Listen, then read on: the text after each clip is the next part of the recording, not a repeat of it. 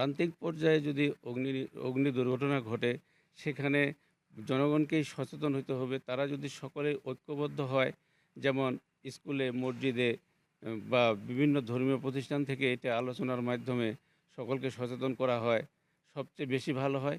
প্রান্তিক পর্যায়ে প্রায় আমরা গেছি আগুনে, দেখছি যে অনেক সময় ছোট বাচ্চাদের হাতে আগুনের সংখ্যা বেশি পাওয়া যায়। দেখা যায় আগুন নিয়ে খেলতে খেলতে তারা আগুন লাগায় দেয়। যেমন খোলা কারির পুঞ্জ আছে, গ্রামে খড়কুটার ব্যবহার বেশি হয়, ওইগুলোতে আগুন লাগায় দেয়। এই ক্ষেত্রে যদি সকলেই সচেতন হয়, ছেলেমেয়েদের হাতের কাছ থেকে আগুন সরায় রাখে কিংবা ছেলেমেয়েদেরকে নিজের চোখে রাখে, চোখে চোখে রাখে, দায়িত্ব নেয়, তাহলে দেখা যাবে আমরা সেগুলি আগুন থেকে রক্ষা পাবো। আর বিশেষ করে রান্নার পরে চুলার আগুন নিভিয়ে ফেলা, তাছাড়া বাচ্চারা ম্যাচ পায়, গ্যাসের সালাই পায়, এগুলি দিয়ে খেলাধুলা করে, এগুলি যদি তারা সচেতন রাখে, তা আমরা অনেকাংশে আগুন কমে যাবে। আর যদি বৈদ্যুতিক হয়, বৈদ্যুতিক আগুনের ক্ষেত্রে মেইন সুইচ অফ করে দিতে হবে। গ্যাসের আগুন হলে গ্যাসের সুইচ পরীক্ষা করে আমাদেরকে গ্যাস ব্যবহার করতে হবে এবং ভালো ভালো সিলিন্ডার ব্যবহার করতে হবে। বৈদ্যুতিক ভালো তার ব্যবহার করতে হবে। এছাড়াও অগ্নি নির্বাপন সরঞ্জামাদি এখন আগের দিনের মতো নাই। আধুনিক পর্যায়ে ড্রাই কেমিক্যাল এক্সটিংগুইশার পাওয়া যায়। সেগুলি যদি সকলেই নিজের বাড়িতে রাখে, আগুনের শুরু পর্যাতেই ব্যবহার করে, আগুন সাথে সাথে নেভানো সম্ভব। বান্ডেল থাকলে প্রতি সেনমানিতে টাকা বাঁচবে। বিকাশ সেনমানি বান্ডিল কিনে জিতুন প্রতি লেনদেনে। সেগুলির জন্য অবশ্যই ফায়ার এক্সটিংগুইশার প্রয়োজন, কারণ সেখানে হাতের কাছে আগুন পাওয়া যায় না। হঠাৎ বৈদ্যুতিক ক্ষেত্রেই বেশি আগুন তাদের ক্ষেত্রে লাগায় এবং সেই আগুনগুলির জন্য আমাদের মেইন সুইচ এবং বৈদ্যুতিক তার, কেবলস এগুলি দামি দামি ব্যবহার করতে হবে।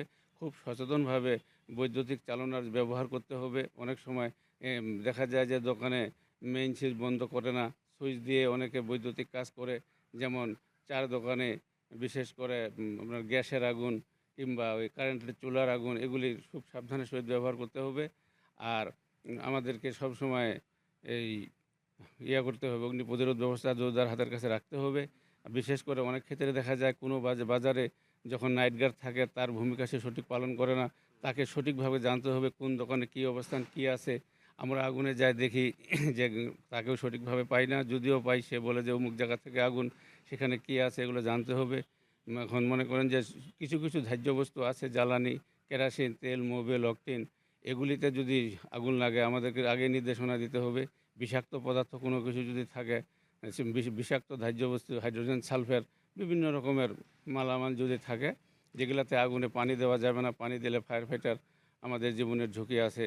কিছুদিন আগে চিটাগাং সীতাকুণ্ডতে যে অগ্নিকাণ্ডটা হয়েছিল, ওখানে আমাদেরকে কোনো নির্দেশনা দেওয়া হয়নি। আমরা আগুনে পানি দিছি, কিন্তু ওখানে হাইড্রোজেন সালফার অনেক বিষাক্ত বিস্ফোরক বস্তু ছিল কন্টেনারে। তো এইগুলি জানা থাকলে ঠিক সেইভাবে সেগুলির অপারেশন আমরা করতে পারি, আমাদের জন্য সহজ হয়। এবং প্রতিটা মানুষ যদি আমাদের ফায়ার সার্ভিসের নাম্বার রাখে এবং অগ্নি নিরাপণ কোনো কিছু ঘটলেই ফায়ার সার্ভিসের সুসময়ের সংবাদ, সঠিক সময়ের সংবাদ এবং তাদের নিজের দায়িত্ব কর্তব্যগুলি যদি তারা পালন করে, তাহলে আগুনের ক্ষয়ক্ষতি কমিয়ে আনা যাবে। আর দায়িত্ব কর্তব্যগুলি বিশেষ করে হলো এই যে কোথায় পানি আছে আমাদেরকে সন্ধান দেওয়া।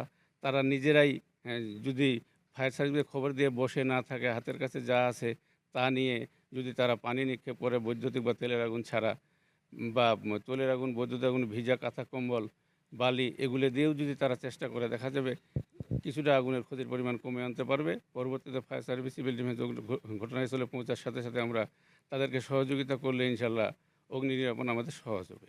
বান্ডেল থাকলে প্রতি সেনমানিতে টাকা বাঁচবে। বিকাশ সেনমানি বান্ডিল কিনে জিতুন প্রতি লেনদেনে। সবশেষে সকলের উদ্দেশ্যে দেশবাসীর কাছে আমার এটাই প্রত্যাশা, ফায়ার সার্ভিস এবং সিভিল ডিফেন্স বিভাগের কর্মীরা এবং অফিসার, কর্মকর্তা, কর্মচারী, আমরা যখনই যে কোনো দুর্যোগ দুর্ঘটনায় ছুটে যাই প্রাণের ঝুঁকি নিয়ে, তা আমাদেরকে সকলেই নিয়ম শৃঙ্খলার সহিত সহযোগিতা, যাদের কাছ থেকে যেটুকু চাই তথ্য সঠিকভাবে দেওয়া। ফায়ার সার্ভিসের গাড়ি আসলেও দেরি আসে, দেখা যাচ্ছে আমাদের সাথে খারাপ ব্যবহার করতেছে, মারধর দিতেছে, বলতেছে দেরি করছে, কিন্তু মূলত সেটা নয়। আমি সকল দেশবাসীর কাছে আকুল আবেদন করব যে আপনারা মোবাইলটা দেখেন, আপনি যেখান থেকেই কল দিচ্ছেন, যখন দিচ্ছেন তখন থেকে কতটুকু দেরি হয়েছে, তারপরে আপনারা বিশৃঙ্খলা করেন। আর আগে কাজ করতে দেন, জনগণের জানমাল রক্ষা করার পরেই তারপরে আপনারা আমাদের সঙ্গে এগুলি বিষয় নিয়ে করবেন হট্টগোল। কিন্তু যাওয়ার সাথে সাথে যদি আমাদের কাজের বিশৃঙ্খলা করা হয় এবং যার যেটা কাজ সঠিকভাবে করতে দেওয়া না হয়, তাহলে সেই কাজ ব্যাহত হবে এবং তাতে করে ফায়ার সার্ভিস কর্মীদের জন্য সুনাম বয়ে আনবে না, বলবে যে তারা ভালো কাজ করেনি। এই জন্যই সবার কাছে আকুল আবেদন, সকলেই যেন সহযোগিতা করে। আর যারাই ফায়ার সার্ভিসের সাথে চড়াও হয়, অত্যুক্তপূর্ণ কথাবার্তা বলে, পাবলিককে উত্তেজিত করে, এদের কাছে আমার দাবি হলো এটাই যে আপনারা নিজে মোবাইল নাম্বার রাখেন ফায়ার সার্ভিসের, নিজেই মোবাইল করেন এবং আমাদেরকে শুধু আপনারা মোবাইলটা দেখাবেন যে দেখেন আমি এই নাম্বারে কল দিয়েছি এতটার সময়, আপনি এতটার সময় আসলেন। কারণ আমরা অনেক সময় পরীক্ষা করেছি এগুলি, পরবর্তীতে যারা মোবাইল, যাদের সঙ্গে আমাদের তর্কাতর্কি হয়, খারাপ ব্যবহার হয়, মিসবিহেভ হয়, তারা তখন পরে অনুতপ্ত হয়, বলে যে না আমি তো ভাই খবরটা দেইনি, আরেকজন দিয়েছিল। এইভাবে মিলাইতে মিলাইতে দেখা যায় খবর অনেক পরে দেওয়া হয়।